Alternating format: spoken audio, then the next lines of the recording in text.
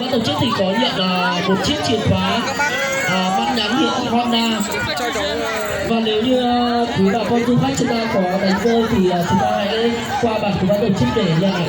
Và cái nữa là thì chúng ta hãy đến bản của ban tổ chức để đưa cho ban tổ chức để đưa cho chủ nhân.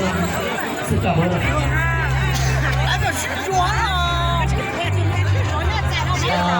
Để ý một chút và là một cái rất là đau xót ạ.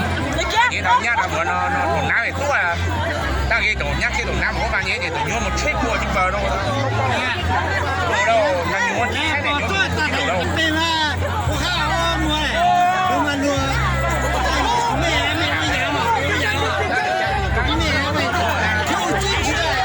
Tay phải của ban tổ chức để chuẩn bị cho chương trình chung buổi chiều hôm nay còn được bắt đầu ạ. Buổi chiều hôm nay chúng ta vận chuyển di chuyển tay bên tay phải của ban tổ chức để chuẩn bị cho chương trình biểu diễn trong chương trình giao lưu văn nghệ giữa các chị em phụ nữ của các bản làng của xã Bản Đỏ Thăng Thiên. Và tối nay đúng 7 giờ 30 phút thì chương trình trình diễn.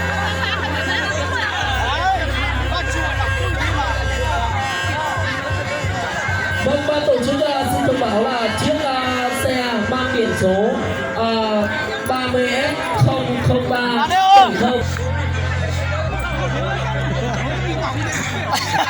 yêu cầu tất cả các đơn vị chúng ta khẩn trương di chuyển qua chỗ bàn của ban tổ chức để chương trình văn nghệ bắt đầu.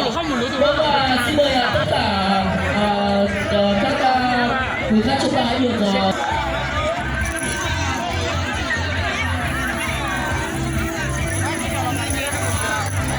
vâng, và sau chương trình giao lưu văn nghệ thì ban tổ chức sẽ tổ chức duyệt các trình diễn trang phục. Chính vậy các bạn đăng ký ở trường bản của ban tổ chức ạ.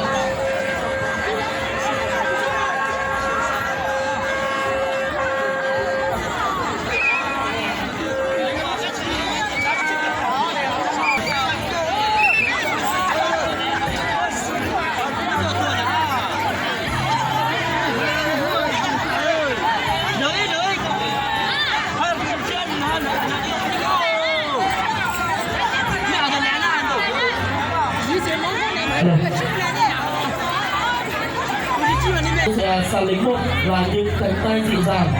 Tiếp theo là đội sóng cang với tiết mục được mang tên vui hộ. Xong là tiếp theo cùng là bà cổ hội với tiết mục múa vui ngày hội. Vâng, và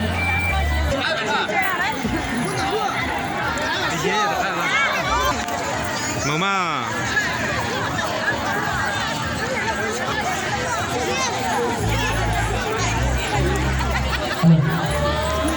một lần nữa ban tổ chức buổi chiều ngày hôm nay xin được trân trọng giới thiệu đội phá háng sẽ gửi tới quý vị một tiết mục múa.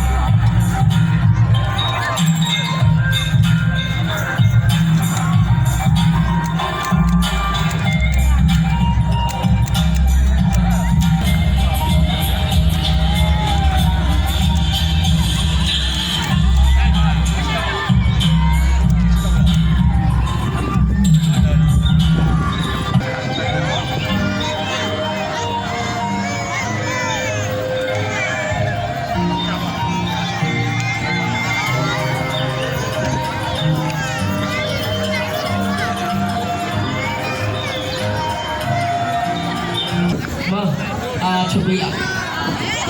Vâng, các bạn thì xin mời quý vị chúng ta cùng đến với tiết mục múa của đội Xà Lính Chi Này với tiết mục múa được mang tên Thương Sắc Mây Ca. Xin mời quý vị chúng ta cùng thưởng thức.